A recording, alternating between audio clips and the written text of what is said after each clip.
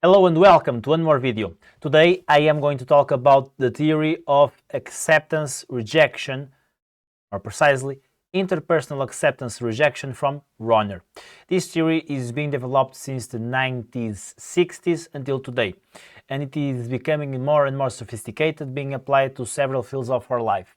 Started initially to childs and parents, and how childs become adulthoods and how they would apply the same patterns that they received in their interpersonal relationships, where they were accepted or rejected, the perception of that. And now is applied to a whole bunch of fields like relationships between siblings, relationships between boyfriend and girlfriend, spouse and wife, grandchildren, and the old lady that now I am not remembering the goddamn name.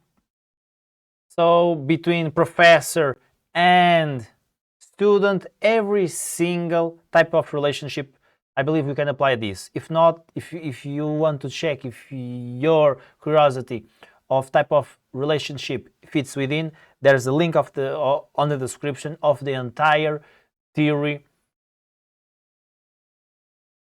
That is an introduction of it that I based to make this video. Also, I had a curricular unit on my university where I talked about this. So, enjoy your trip, my man. Okay. So, the acceptance or rejection is based on this dimension of warmth. Okay. So beside in the dimension of warmth, we can feel accepted or rejected. It feels strange to associate both to warmth, but yes, it is true. I associate it like temperature. We can enjoy warm and an acceptable temperature where we feel good, or a temperature that we reject, where it is cold, right? It's cold, it's dark outside, I don't want to go there. So it's the same on my perspective and interpretation, of course. Let's go to the basic stuff, and let me tell you that this is going to be huge and immense, practical on your relationship life. This is like a book that's just going to make your insights pretty fast, and it will make you think, because it's applied to every type of relationship, and it is patterns that you were incorporated or you mimicked from your parents in the past, or relationships from brothers or boyfriends or girlfriends, that you can be replaying those same patterns right now, so you can detect them and change. Or if it's not even with you, it is with some specifics of showing warmth / love in the relationship that I'm going to share with you today, in boyfriend, girlfriend, friends, etc. Okay, so it is really broad in the acceptance and rejection pattern in this acceptance rejection interpersonal theory. Let's go. Acceptance. So in acceptance we can have this category that is warm / affective. I believe that's the right goddamn name. I was making here the Portuguese version of it. We are now in English. Let's go. Yeah. Okay, so we can have physical or verbal type of warm / affective. Okay, this is like the traditional. Physical, kisses, hugs, cuddle, everything that is touch, skin to skin, it is physical warmth. Verbal, this is normally pretty obvious too, even though it can be more subliminal. Compliments, me talking good about you, this person talking good about this person, you did a nice job. Okay. Praise, you are beautiful, you did a good work. I think you are good with that. You are beautiful, you are amazing. I think you should do that because you have talent. Okay. This is warmth in the verbal version of this. Okay. Also,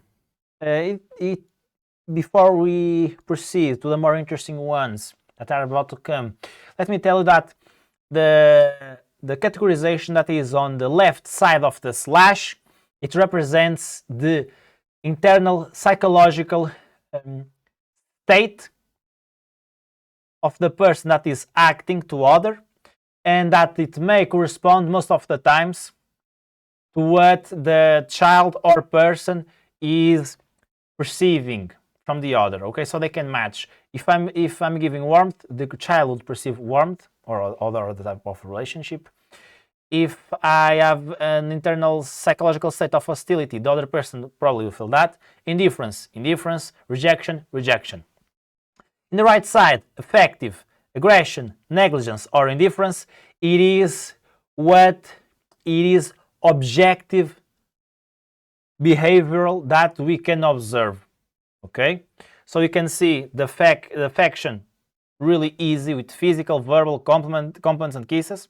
Aggression, non-verbal, verbal, it's pretty easy. Kick, hit, scratch, push, pinch, insult, sarcasm, humiliate, being rude. You mother. Do you think you can do that? Ha ha! Nice joke, man. Yeah, like if you could do that. I don't think you have talent, but yeah. So you can fit those into this category. So this is objective, observable, that it is being aggressive, verbally or non-verbally. Kick, hit, scratch, punch. Okay. So negligence, it is also objective, observational. Okay. So we are entering on the more interesting ones, and the last is the most interesting one. Lack of psychological and personal availability, does not paying attention to the person needs. So this is literally applied to parentality and children. This is really the child that doesn't feed the physiological / physical needs of the child, like food, like love, showing hugs, kisses, being there for the child. Everything that is physically / psychologically, it is not being addressed. It can be, again, food, it can be support, it can be buying things for the child to grow up and go to study and become a successful and healthy member in society. Okay, so this is like if the child does not exist. It's just, there's something in my home and I proceed on with my life. It just exists. I don't fucking care. So that's indifference / negligence, objectively observable. Now, the indifference is the one that it is not completely objectively observable. Okay, so these may be more nuanced. These may be observable or maybe not. It's not so clear most of the times. Okay, and this indifference, we can translate this into not addressing and adapting to the psychological and emotional necessities of the child. For example, the dad is playing with the child with cars, but the child is not really, and I'm going to talk about to adults in a moment, really having fun with cars. So she's like playing, but just a little bit sad. But the dad does not care. And we objectively see, oh, the dad is playing with the child, so it is not indifference, but it is because the child, it is sad or it doesn't like cars, but the dad is playing cars with the children. And if it wasn't an indifference / rejection type of acceptance type of rejection in the warmth dimension, the mother or the father could ask, hey, do you really like cars? Do you want to play anything else? And the children will say, oh yeah, I don't like cars a lot. I prefer to play with dolls. And they would go play with dolls. And that wouldn't be so much of indifference. So here there is more indifference to the psychological needs of the child, more specifically the warm, the affective, the emotional, the love. But we don't necessarily see it that way. Another example, now applied to adults. It is for sure. So now let's play the video on how this happens in our lives or of friends or colleagues. Two persons. One person can be receiving a lot of gifts from this person. And this person, it says, God damn, I offer lots of gifts every single day to this person, and she does not appreciate me. That's what this person says and gives a lot of gifts, objective things, cars, jewelry, doesn't matter. but this person, it doesn't value gifts. It is more indifferent to gifts. So, oh, one more gift. Okay, thank you. So we can say objectively that there is indifference and negligence, and the indifference and the rejection, but there is because it is not addressing the psychological and emotional needs of this person. So if they will talk, this person could say, yeah, I really don't like gifts, I prefer vacations. And of course, this person can neglect this. This person can be suppressing their own needs without being even conscious of it. So it can be completely recognizable for her. But knowing this, there's a lot of variables that we can add and know here, because being this person, we can see that, okay, maybe she values other types of things. I'm going to ask, do you prefer like to travel, to go to theater? Do you like gifts that much, or do you prefer other type of thing? I'm here for you. And the person could talk, or I can notice that, and being in a relationship, I probably know that that person likes other types of things, and I can do an effort for that. Okay.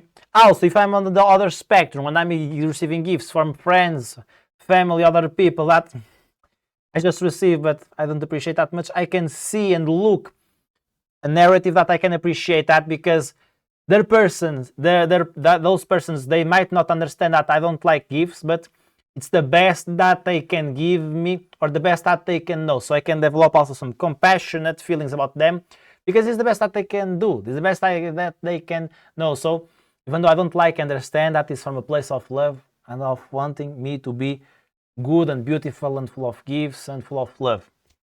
Okay, so it's a dope perspective to understand, because you can change our narrative, right? Of course, emotionally, it requires an effort, because the people that are giving, they might be also a little bit resentful and with some anger. Otherwise, they wouldn't be complaining about giving lots of gifts without any receiving. So it might be hurtful a little bit to pass through that wall, but that's the way to go.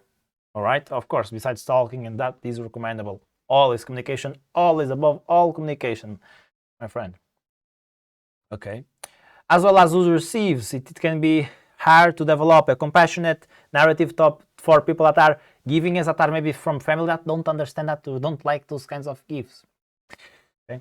Also, two more things that are really interesting that you weren't expecting. When